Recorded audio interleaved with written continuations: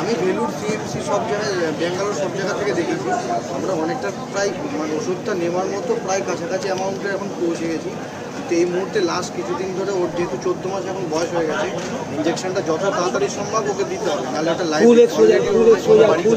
বাড়ি Rana number phone number fund collection করছে already প্রায় 6-7 কোটি টাকা আমার প্রায় 7 কোটি আছে। ইঞ্জেকশনটা ওটা তো দিলে ওই যে 100% কিউরেবল, তার তো কোনো বাট ওটা একমাত্র মেডিসিন যেটা লাইফ রিস্কটা কমে যায়।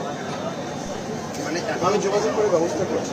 তোমরা আমি ব্যাঙ্গালোর যেসব হসপিটাল থেকে ওকে ইঞ্জেকশনটা অনেক আরও বাচ্চা আগে যারা পেয়েছে তার সেসব হসপিটালে আমি গেছি এবং এখনও অনেক যেসব বাচ্চারা ওর ইঞ্জেকশন পেয়েছে এরকম অনেক বাচ্চা বাবার সাথে আমি কথা বলি, সেগুলো আউট অফ স্টেট, আমাদের স্টেটের না। বিভিন্ন সেলিব্রিটিরা ফান্ডিং করছে মানে প্রচারের মাধ্যমে। বাট আপনি যদি একটা ভিডিও বার্তা অন্তত একটু যদি মানুষের কাছে করে দেন, কেন যেহেতু ফান্ডিংটা অনেকটা ইউজ অ্যামাউন্ট, আমি কোনো সময় যেন প্রেসারেশন ওটার 8 কোটি টাকার মতো ওদের 16 কোটি টাকা বলেছে এখানে।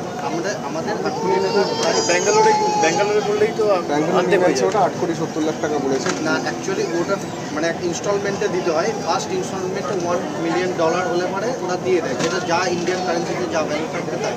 তো এখনও অবধি আমাদের যা ভ্যালু আছে আর যেটাতে আমরা ইম্প্যাক্ট গ্রুপের মাধ্যমে করছি তো ওদেরও কিছু চার্জ আছে, ওগুলো থাকবে। তো কেটে আমরা টোটাল ফান্ডিং প্রায় 9 কোটি টাকা কি 9 কোটি 30 কোটি টাকাও যদি জোগাড় করতে পারি তাহলে ও ইঞ্জেকশনটা পেয়ে যাবে এবং ওদের চার্জটা যা আছে সেগুলো কেটে কেটে ঠিক আছে। আমি নাম্বারটা আমি যোগাযোগ করবো, আমি দেখছি, চিন্তা করবো। বসুন আজকে